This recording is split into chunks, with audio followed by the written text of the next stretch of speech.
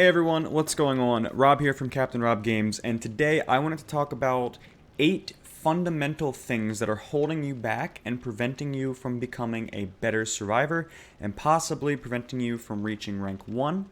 If you have reached rank 1, it's possibly preventing you from playing without some of these more overpowered perks and add-ons. Now, first things first, I want to establish that 7 of these are perks, and one of them is an item.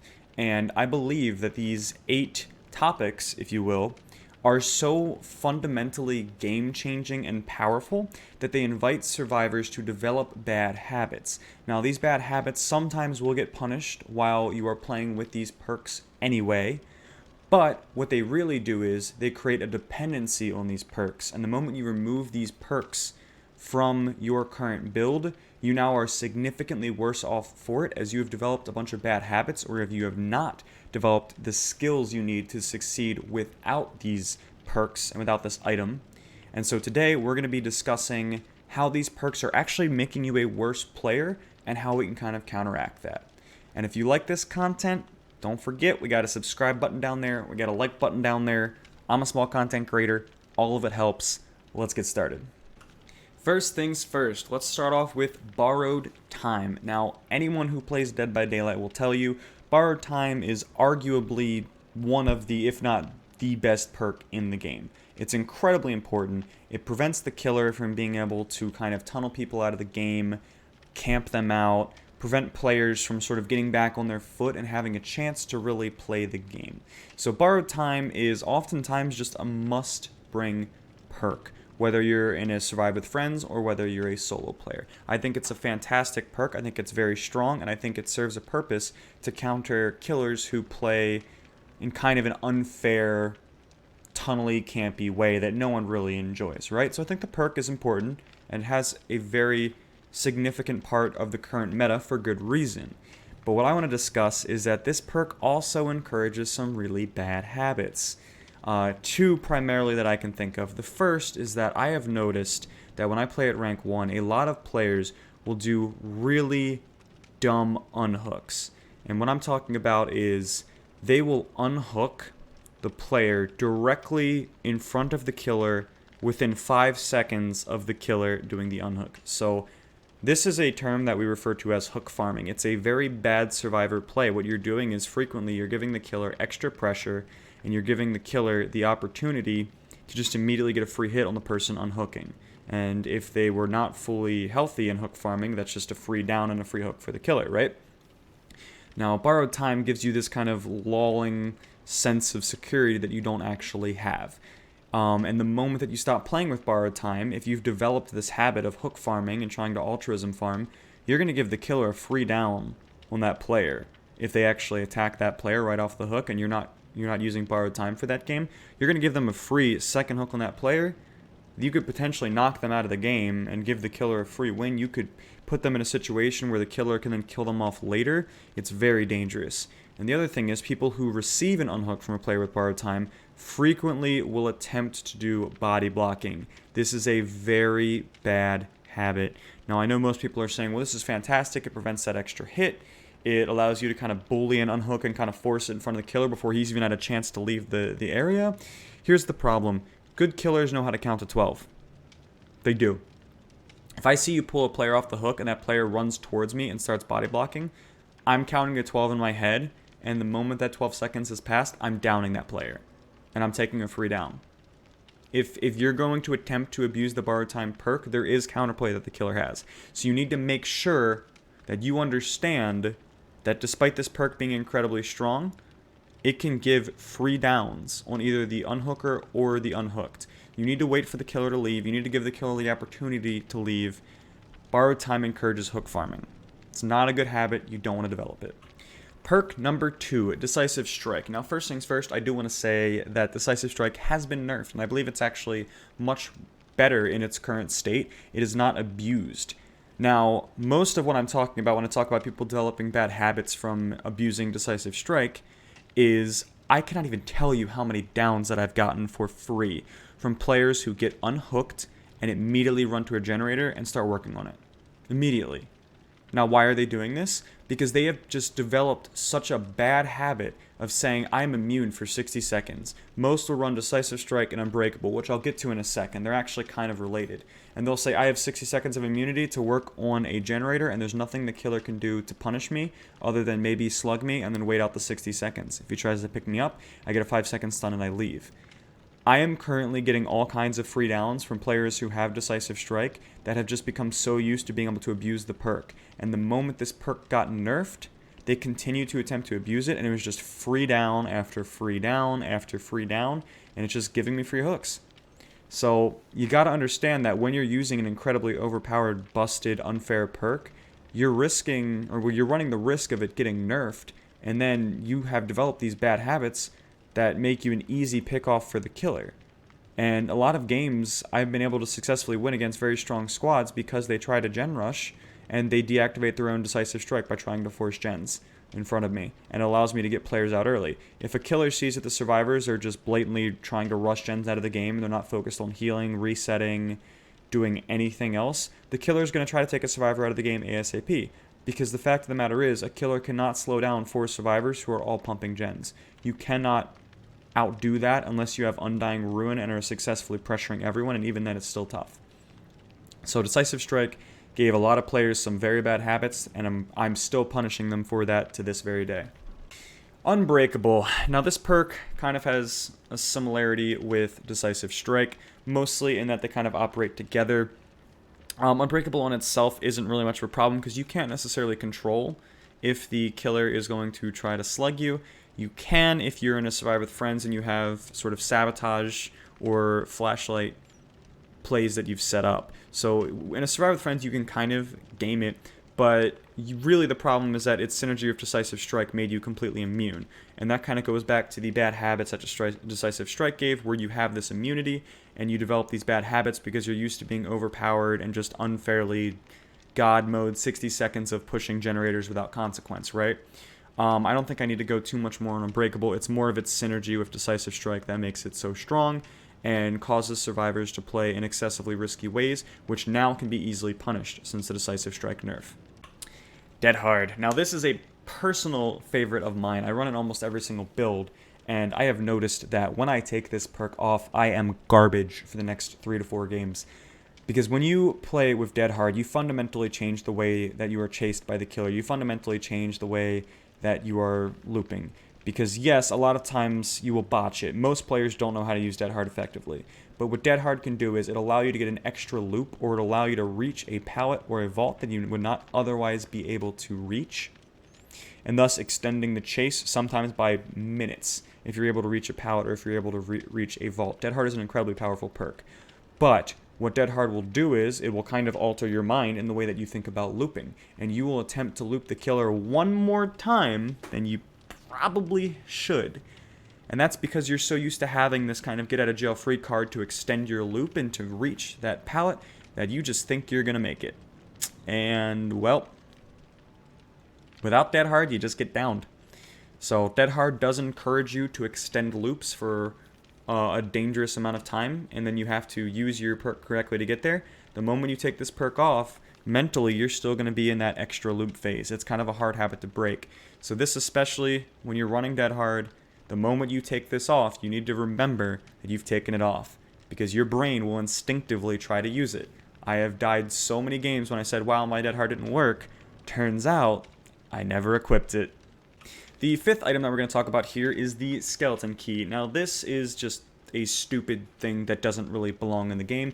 Arguably the only thing even dumber than this was the Mori. The Ebony Mori pre-nerf was insane. It needed to go. You could literally skip 2 hooks on a survivor and just kill them out of the game and tunnel them and override DS. The skeleton key is basically a escape the trial for free card. Don't love that. And the thing is, this not only can give your entire team a free escape, but you can also screw your teammates over, possibly. So there's a lot of issues that come with the key. I think the biggest issue is that it fundamentally changes the game in the fact that you get to just skip generators. If you think toolboxes with brand new part are overpowered, then let's talk about the skeleton key. Now let's say one of your teammates has died, right? you have 3 people, you're stuck in a 3-gen situation, and you can't get that one generator done. If a player has a key and uses it on the hatch, well, we now have an interesting situation, because the other 2 players can also escape that hatch for whatever reason, and this one item would give them 3 escapes where they otherwise would die. And should the killer close that hatch, it actually breaks his 3-gen and automatically completes all remaining generators and turns it into a gate race. This creates a lose-lose situation for the killer where there's really nothing they can do. It's incredibly broken. It's incredibly overpowered. This item has just insane level of power that does not belong in the game. It overrides the core mechanic of completing generators to escape in a very unfun and non-interactive way. There's not much the killer can do to prevent keys from being used. There's not a whole lot of counterplay other than sweating and trying to slug the entire team and prevent them from doing anything. It's not fun. It's not engaging. You're just skipping generators. It's auto escape button. It's not something that I recommend using unless you're trying to complete maybe a challenge or something, because this is not going to make you better at the game. This is going to give you free wins that you didn't actually have to earn, and it's going to prevent you from actually having to use your skills and learn how to play the game. Now, as a survivor, learning how to play a 3-gen situation when you have 3 people against the killer with Pop Goes the Weasel, probably one of the most important things you can learn in the game. Breaking 3-gens is not easy. It takes a lot of skill. It takes a lot of hit-and-run kind of guerrilla warfare tactics where you're trying to constantly work on a generator, and the moment you see the killer, you try to get a head start before they can get to you. You hope the player on the other side then pulls off and works on their generator. It's a lot of back-and-forth gameplay. It requires a lot of coordination and skill on the parts of the survivor. That's what makes a rank 1 a rank 1. The key is just going to give you that win without you having to earn it. You're not going to become a better player for using the key. I advocate that people do not use the key, really, unless you need a challenge. Next up, we have Spine Chill. Now, Spine Chill is a very powerful perk. It basically single-handedly counters most stealth killers, and even if those stealth killers figure out you have Spine Chill, they still have to turn in a weird direction and face away and approach from weird angles. It's still not great. Spine Chill is just very, very good. It also gives you this kind of added bonus of speeding up your gate opening, which is incredibly good, by the way. Your generator repairing, your healing, etc. And I will note your vaulting speed, which we're going to talk about a little bit more as we get to the next perk. But I think this perk, it also helps you develop a bad habit in the sense that you now know when the killer is looking at you and when he's coming in your direction. Now, this is a very good thing, obviously, but awareness is a key factor in this game. Awareness is what separates great players from good players. And when you use the perk Spine Chill, you can basically just look at the bottom right at this perk, wait till it lights up, and then know the killer's looking at you, right? Whereas when you're not running this perk, you actually have to actively look around. If you're against a stealth killer and you don't have Spine Chill, yeah, it's going to suck, but it's going to make you a better player. Because you're going to have to actively work on being aware of your surroundings, focusing, seeing when someone comes in the distance instead of just waiting for your Spine Chill to light up. It's going to increase your awareness and make you better if you play without this perk. Now, the vault speed becomes an issue when you combine it with resilience. Now, resilience is similar in the fact that it speeds up these various activities, including vaulting, by 9% when you are injured. So now you have a combination of the 6% and you have this 9%. Now, these two combined together are actually very, very powerful. They call it the vault build, Spine Chill Resilience. What this is going to do is it's going to allow you to vault faster, which is occasionally going to help you dodge a hit.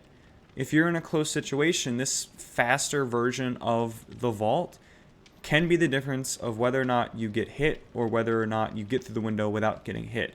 Now, you know that whether or not you make it through a window can be sometimes a difference of a minute or minutes in a chase. It can be the difference between you getting downed and getting hooked and getting taken out of the game, or you just straight up escaping a chase. Now, I think that these perks are very strong, and I'm not saying you should not play with strong perks, but I think that it's important to learn the speed at which the game goes without using these kind of enhancement perks before you start adding them. Now, what do I mean by that? You're not going to be running Resilience and Spine Chill every single game. It takes up 2 perk slots. It's not the most fun build. It doesn't really give you added fun things to do when you're playing. So you're not going to want to play with them every single game. You don't want to learn the timings of when you're safe and when you're not going to be safe and when you're going to get hit based on a sped up version. Because then you're going to become accustomed and you're kind of going to get this muscle memory of what you need to do, and it's going to be wrong. You're going to know the faster vault version. And as a result, you're going to be taking unnecessary hits. You're going to think you're in the clear because you're used to that bonus vault speed. And you're going to end up getting hit and getting downed when you think that you're in the clear. So I think that these two perks combined are great once you've kind of got a hold of the game and you want that extra kind of advantage, that extra kick of getting through vaults. But I think that learning with these perks is going to end up hurting you in both your awareness and your timings on how quickly you need to get to a vault and get through it, because eventually you're going to get to a place where vault faking is going to become a big part of the meta, and you're going to want to know the timings for that without Spine Chill and Resilience. Next up is Iron Will. Now, if you've seen some of my other videos or if you watch me on stream, you know that Iron Will is my favorite perk, and I believe it's the best perk in the game. I've advocated it's the best perk in the game even prior to Decisive Strike being nerfed from that ungodly perk that it was.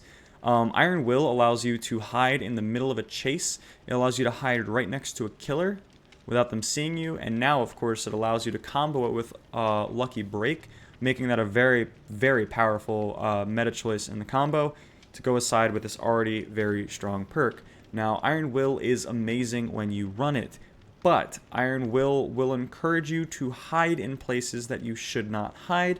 It will also encourage you to try to do things in chase that you should not do because you know the killer cannot hear your audio. Now, these things are fantastic things to do when you have Iron Will. I advocate for them. Iron Will allows you to change your playstyle, play in more stealthy ways, lose the killer, do double backs, all of these kind of very, very fun playstyle changes. The problem is, the moment you take this perk off, you need to then remember that you are no longer silent. I have gotten a lot of free hits on survivors who are hiding behind a rock as if I cannot hear them whimpering because they're injured, you know? So, Iron Will, remember when you take it off. It's another one of those perks. It changes your playstyle fundamentally when you have it on. That means that it changes your playstyle fundamentally, I can't speak, when you take it off. So remember, if you're going to play with this perk, you have to remember how to play without it too. And finally, I know that I said 7 perks and 1 item, but I'm actually going to give you a bonus 8th perk to discuss. It's Will Make It. This might seem weird. It's not like it's the super meta perk. I personally like it. I think it's a really cool kind of utility piece. Basically, when you unhook someone, you're going to heal twice as fast for 90 seconds. This is fantastic for not only healing the survivor that you've just unhooked, but then getting this big boost to kind of heal your team up very, very quickly. I think it's a pretty strong perk. I think it's slept on quite a bit because people don't realize that double healing speed for a survivor for a minute and a half is insane. You can just go around playing medic, healing your team up. Now, the reason I'm including in this video is because when people run Will Make It, they frequently try to force healing under the hook. Now, with Will Make It, with this double healing speed, you get away with it. It works, right? You can usually unhook a survivor and heal them at double speed before the killer can actually react, return to the hook, and try to punish you for healing under the hook. But again, the moment you take this perk off, healing under the hook, very bad idea. Very, very bad idea. And survivors don't seem to understand that if you unhook someone and you proceed to heal them directly under the hook where they were hooked, and the killer comes back, that's not tunneling, that's the survivor making a bad life decision that they are now going to get punished for. You do not have a right to claim the real estate of the hook. You cannot forcibly just unhook someone in front of the killer. You cannot hook someone the moment they are hooked by the killer before they have a chance to leave, and you cannot just sit under the hook and heal them. You will get punished if you do that. There is no survivor handbook that says that the killer cannot come back and punish you for being stupid and healing directly under the hook. So remember, while this perk can let you get away with that, it is a very bad habit that you do not want to develop if you are not running this perk. Again, hope you guys like this video, hope you guys learned something. I'm not saying don't use these perks. I frequently use these perks. I frequently use them. My whole point is that you want to learn the game without them. You want to get better at the game without them. The more that you use these perks, the more that it is going to hurt you. Because when you don't play with these perks, you're going to lose all of those advantages and you're going to have to play the game in its default format. So just remember that. You want to learn the game without these advantages, and then once you add those advantages, you're going to be even better. Hope you guys enjoyed this. Be sure to hit the like button. Be sure to hit the subscribe button for more content like this. I will be making a killer version of this video coming out within the next week or so, and I'll also be making a video about the Resident Evil announcement that should be coming out next Tuesday. So again, subscribe to get those videos when they come out. Have a great time playing Dead by Daylight. Don't learn on broken perks. It's just going to make you bad at the game. See you guys next time.